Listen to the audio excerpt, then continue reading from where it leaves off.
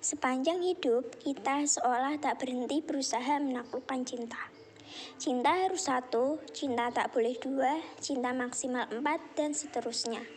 Jika cinta matematis, pada angka berapakah ia pas dan pada angka berapakah ia bablas. Dan kita tak putus merumuskan cinta. Padahal mungkin saja cinta yang merumuskan kita semua. Infinite merangkul yang finite. Hidup berpasangan katanya yang sesuai dengan alam. Seperti budaya yang hidup monogami tapi ironisnya malah menjadi ikon ketidaksetiaan. Namun, terkadang kita melihat seekor jantan mengasuh sekian banyak betina sekaligus, berparade seperti rombongan sirkus, dan itu pun ada di alam. Lalu, kemana manusia harus bercermin? Sebagaimana semua terpecah menjadi dua kutub dalam alam dualitas ini. Terpecahlah mereka yang percaya cinta multiple pastilah sakit, dan khianat dengan mereka yang percaya cinta bisa dibagi selama bijak dan bajik.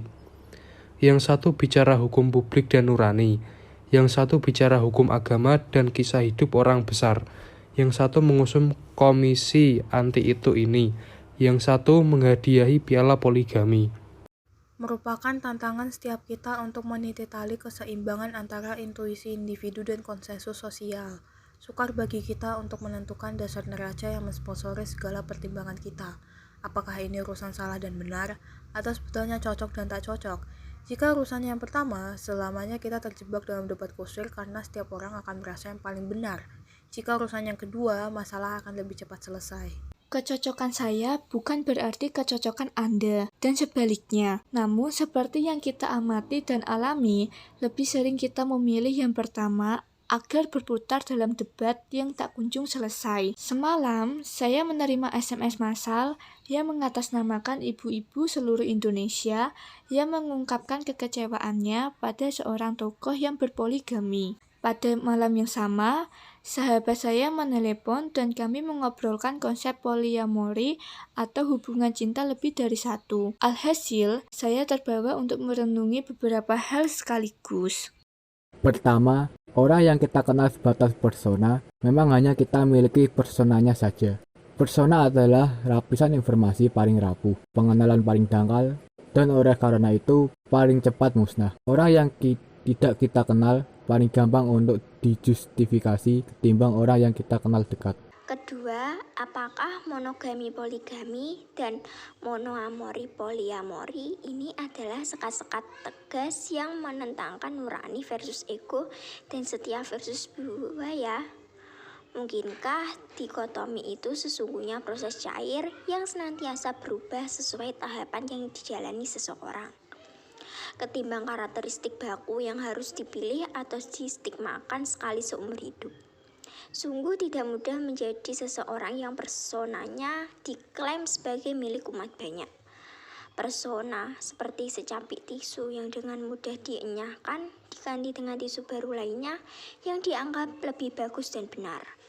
Banyak dari kita bermimpi dan berjuang mati-matian agar secapik diri kita dimiliki banyak orang. Hidup demikian memang sepintas menyenangkan dan menguntungkan. Meski konsekuensinya titian tali yang kita jalani semakin tipis, ilmu keseimbangan kita harus terus diperdalam. Tali itu harus dijalani ekstra hati-hati. Tidak mudah juga menjadi seseorang yang sangat teguh berpegang pada persona orang lain. Pada mereka yang dianggap tokoh, teladan, panutan. Status selebriti bisa ada karena persona yang dipublikasi massal lewat media, lalu selebarannya menjumpai kita, dan kita pungut. Kita mengoleksi persona mereka seperti pemungut selebaran. Terkadang kita lupa, pengenalan dan pemahaman kita hanya sebatas iklan yang tertera. Oleh karenanya, justifikasi yang kita lakukan seringnya bagai memecah air dengan batu, sementara dan percuma saja. Tak terasa efeknya bagi hidup kita, tak juga bagi hidup yang bersangkutan. Kita yang kecewa barangkali bukan karena cinta telah diduakan. Cinta tak bertuan. Kitalah abdi-abdi cinta, mengalir dalam arusnya. Persepsi kitalah yang telah diduakan. Lalu kita merasa sakit, kita merasa dihianati.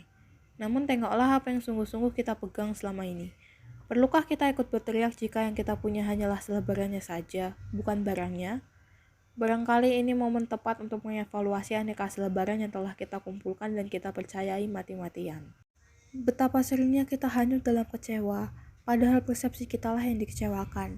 Betapa seringnya kita menyalahkan pihak lain, padahal ketakberdayaan kita sendirilah yang ingin kita salahkan. Apapun persepsi kita atas cinta, tak ada salahnya bersiap untuk senantiasa berubah. Jika hidup ini cair, maka wadah hanyalah cara kita untuk memahami yang tak terpahami. Banyak cara untuk mewadahi air. Finite mencoba merangkul infinite, tapi wadah bukan segalanya. Pelajaran yang dikandungnya hanyalah yang tak terbatas dan selamanya tak bertuan. Yang satu saat menghanyutkan dan melumerkan cari-cari selebaran yang kita puja. Siap tak siap, rela tak rela. Nilai-nilai kehidupan dalam cerpen. Yang pertama, ada nilai sosial. Dalam cerpen Cinta Tak Bertuan, memiliki nilai sosial, yaitu dalam menjalin hubungan dengan orang lain, pasti ada kecocokan dan ketidakcocokan satu sama lain, saling terbuka, dan supaya hubungannya tetap terjaga dengan baik. Nilai agama. Sang penulis cerpen mempunyai peranan yang sama seperti peranan Tuhan. Sebagaimana Tuhan menciptakan manusia dengan berbagai karakteristiknya demi memimpin seluruh karya ciptaannya yang agung berupa semesta. Nilai budaya. Dalam hidup, kita harus dapat menghargai cinta. Kita tidak bisa memiliki banyak cinta kalau hanya untuk menyakiti dan melukai satu hati ke hati yang lain. Dalam cinta, kita disatukan untuk saling menjaga, mengerti, dan menghormati. Nilai pendidikan. Untuk mencari jalan keluar dalam suatu masalah akan lebih mudah dengan berdiskusi dan bermusyawarah. Nilai moral. Untuk menjalin hubungan harus ada kecocokan satu sama lain, saling terbuka agar poligami dan perselingkuhan tidak terjadi lagi. Unsur intrinsik dalam cerpen. Yang pertama, ada tema. Temanya adalah pengkhianat cinta. Yang kedua, alur. Alurnya adalah alur maju. Yang ketiga, penokohan. Penokohannya adalah aku, penulis, atau Dewi Lestari. Yang keempat, latar atau setting. Yang pertama, latar tempat. Latar tempatnya adalah di Indonesia dan di alam. Yang kedua, latar waktu. Latar waktunya adalah pada malam hari. Yang ketiga, latar suasana. Latar suasananya adalah kecewa, menjengkelkan, dan menyedihkan. Yang kelima, sudut pandang. Sudut pandangnya adalah orang pertama, pelaku utama. Yang keenam, amanat. Amanatnya adalah menjalani hubungan harus ada kecocokan, kenyamanan, agar hubungannya terjaga sehingga tidak terjadi perselingkuhan maupun poligami. Dan yang ketujuh, ada gaya bahasa. Gaya bahasanya adalah menggunakan kata yang sederhana dan sulit untuk dimengerti. Dewi Lestari Simangunsorn, atau lebih dikenal sebagai D. Lestari, adalah seorang penulis, pencipta lagu, dan penyanyi Indonesia. Nama D mulai dikenal luas masyarakat sebagai satu dari 3 anggota trio vokal Rida Sita Dewi (RSD). D. Lestari lahir di Bandung pada 20 Januari 1975.